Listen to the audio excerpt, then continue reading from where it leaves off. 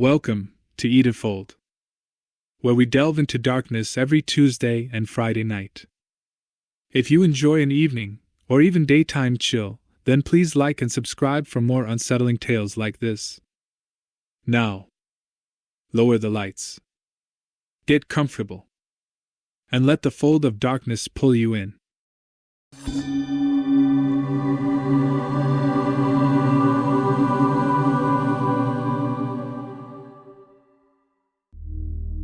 There's a stretch of road between Gardenia and Eden City that doesn't appear on most maps.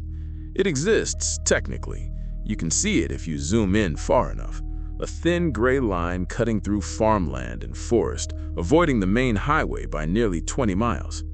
Locals use it to save time and bypass heavy traffic, but outsiders tend to avoid it because there are no streetlights or service stations, not even visible houses from the roadside. Just trees and fields, and the occasional weathered shrine half swallowed by weeds. I don't scare easily. I tell myself that often. I had stayed late in Gardenia visiting an old friend who used to work with me in the city. By the time I left, it was past midnight. The kind of midnight where the air feels heavy and the sky looks less like space and more like an endless ceiling. He offered me to stay, but I didn't want to inconvenience his family, so off I went. Poor decision. He advised me to take the highway for general road safety's sake, but I decided against it. Another poor decision. But the highway would have added half an hour. So I took the rural road. The first 10 minutes were normal. Headlights carving tunnels through darkness, radio low, windows cracked slightly, the scent of wet soil drifting in from recently watered fields. The road is narrow, 2 lanes but barely. White lines faded, occasional convex mirrors at sharp bends, their orange rims catching your headlights like distant eyes.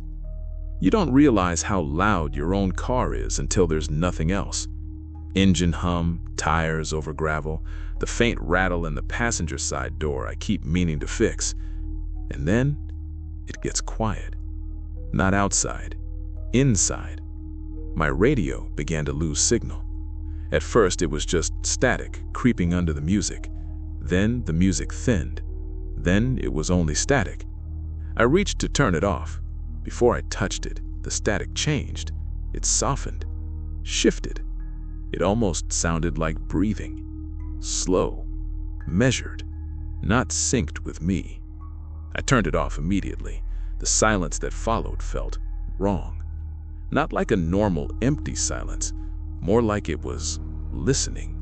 I drove faster as the road curved into a wooded stretch about 15 minutes in. The trees lean inward there, old cedar and pine that block even starlight. Your headlights don't just illuminate them, they strike them as if the darkness has substance. There's a small roadside shrine near the midpoint. I've passed it before in daylight. Stone fox statues, a red torii gate no taller than a doorway, offerings sometimes left in shallow bowls. That night, as my headlights swept across it, something was standing beside the gate. I slowed instinctively. It wasn't a person, at least not in the way I recognize people. It was tall, too tall for the gate, its head nearly aligned with the lowest tree branches. The body shape was narrow, elongated, limbs too long, proportions slightly wrong. It wasn't moving. It was facing the road, facing me. My headlights touched it fully for less than 2 seconds as I passed. I saw no face, only darkness where one should be. I did not stop. You never stop on roads like that anyway. But that thing. My heart was racing, but I told myself what anyone would. Tree shadow, optical illusion, fatigue. The mind finishes shapes when it's tired. 5 minutes later, I checked my rearview mirror. You shouldn't do that either. The road behind me was empty, except for a pair of headlights, far back, too far to identify the vehicle, but close enough that they hadn't been there before. I hadn't passed anyone in nearly 20 minutes. No side roads, no intersections, just fields. The headlights stayed distant, not gaining, not falling back, perfectly steady. I drove another 10 minutes. They stayed, so I tested it, slowed slightly. They slowed, accelerated. They matched, not aggressively, just evenly, like someone maintaining polite distance. The road straightens before it leaves the forest and returns to open farmland, a long, flat stretch. You can see for nearly a kilometer behind you there. I told myself I would look once more, just to reassure myself. I checked the mirror again. The headlights were gone. Not turned off, not distant. Gone. The road behind me was empty all the way to the tree line. I felt something cold settle at the base of my spine. That was when my phone buzzed.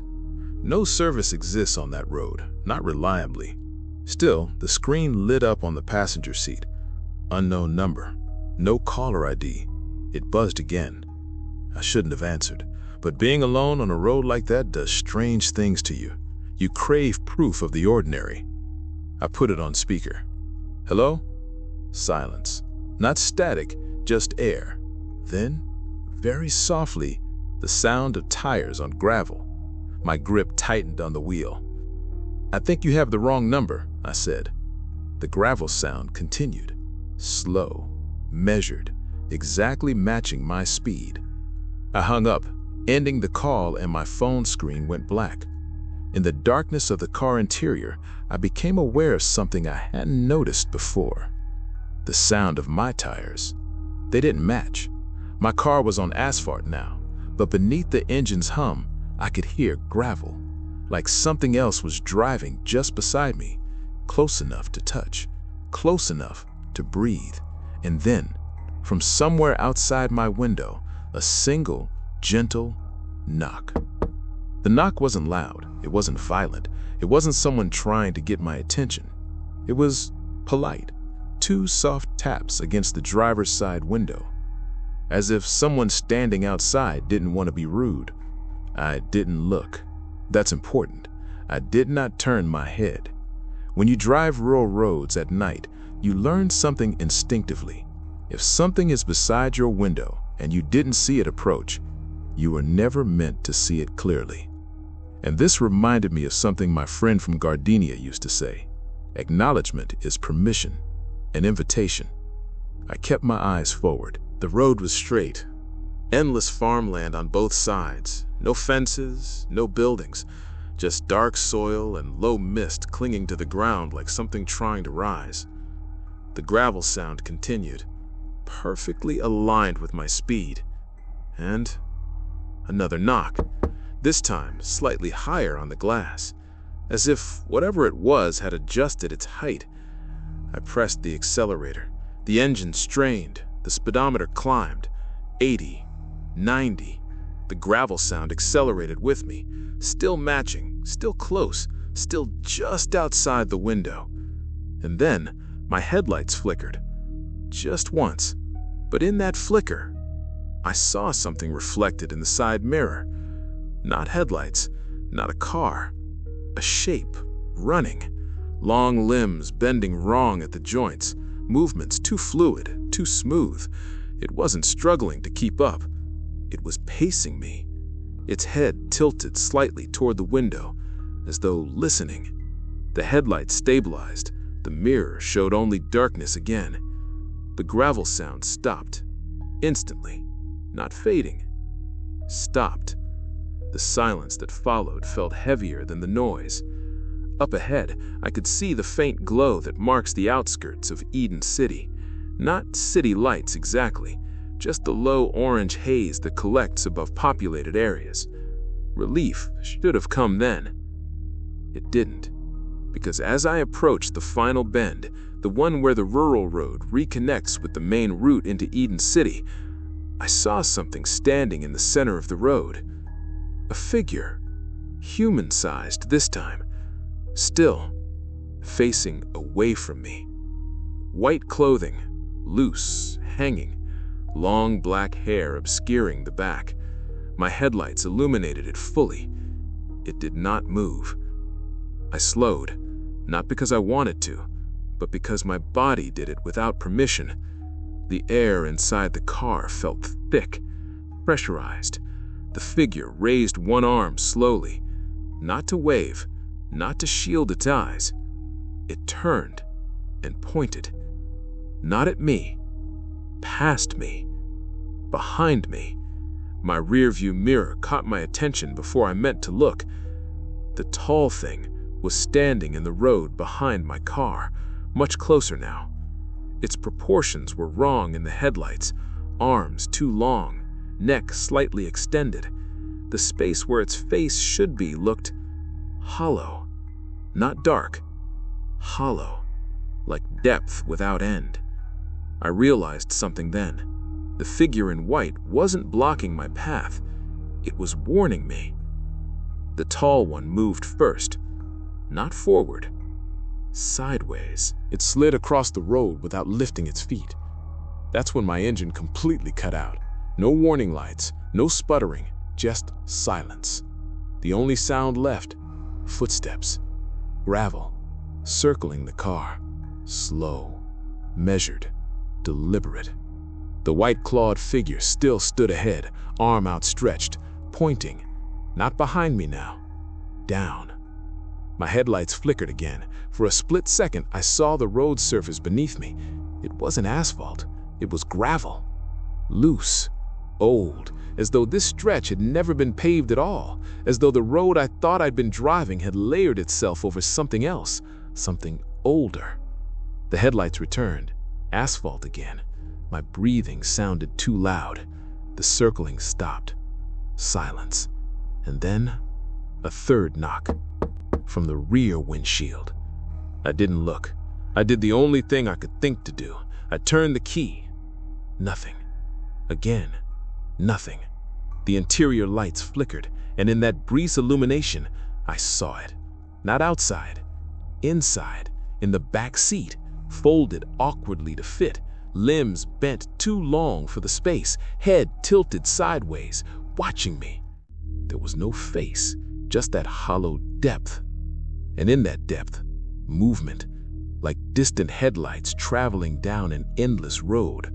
The white figure ahead suddenly dropped its arm and a face appeared from beneath its long black hair, mouth gaping open unnaturally in a silent scream.